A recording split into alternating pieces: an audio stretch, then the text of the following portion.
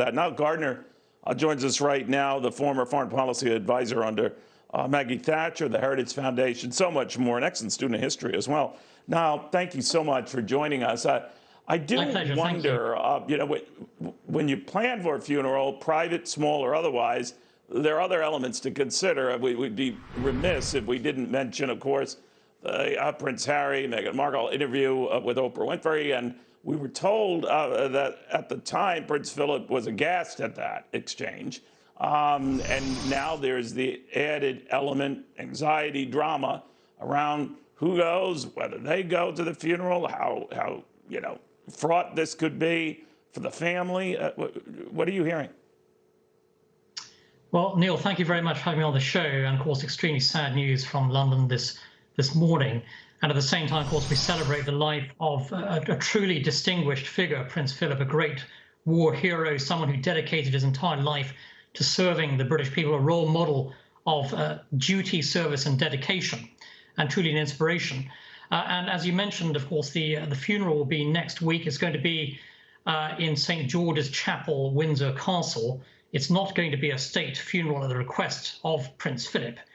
And there is a big question with regard to, whether, for example, Meghan Markle will be traveling over. Certainly, of course, I think Prince Harry will be there. It remains to be seen, I think, if Meghan also travels across the Atlantic, considering the huge fallout from her disastrous interview a few weeks ago with Oprah Winfrey, which was a direct attack, of course, on the royal family, and which caused great unhappiness, not only among the royals, but also among the British people and the British public.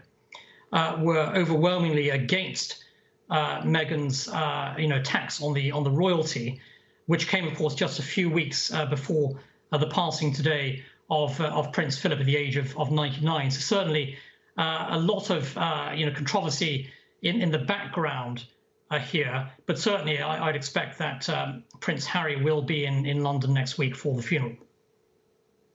How are Brits reacting to all of this? He really was a beloved figure in the greater royal family, certainly a loyal spouse, loyal to British traditions, which might explain, his reaction that we're told not favorable to that interview with Prince Harry and Meghan Markle. But having said all of that, how are they, average Brits, responding to this passing of the torch?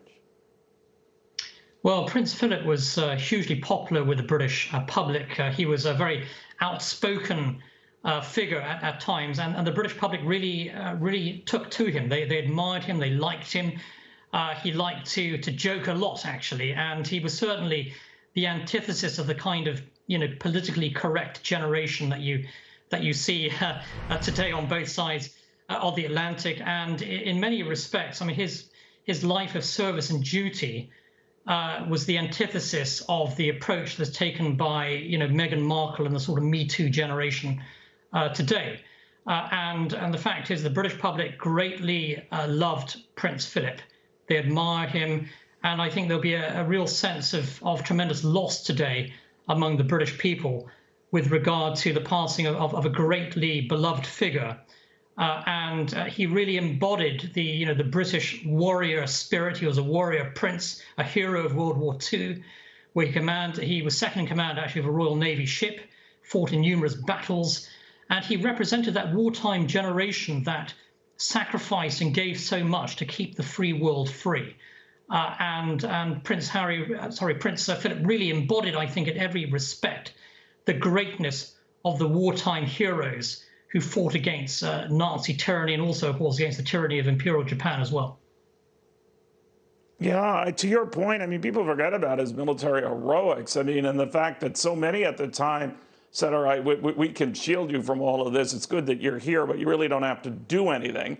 And he famously went after, he said, well, I'm here now, and that is not an option. So people forget about that part of his service and how gallant he was and in harm's way that he encountered at least 3 times, one almost death-defying. So people forget that part of him, don't they?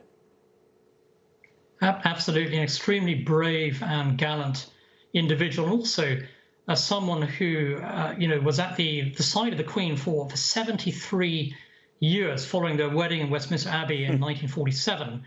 And in many respects, he was the sort of the steadfast rock at the heart of the royal family. He was also dedicated to hundreds upon hundreds of charities. I think over 800 in total. He set up the Duke of Edinburgh Awards scheme, which has benefited the lives of hundreds of thousands of young people across the world, across 144 countries. Someone who really spent his whole life serving the British people, serving the monarchy, and of course, hugely loyal to the Queen. And so today is an immensely sad day, especially for Her Majesty Queen Elizabeth II. And we all remember Prince Philip as someone who was a shining light of patriotism, of service, and really with a heart of gold as well, an extremely kind man who really lived his life for the British people. Yeah, I think that's beautifully put, Niall, and you're quite right. And judging from the reaction globally, I think a lot of people would agree with that characterization. Nile Gardiner, thank you very, very much.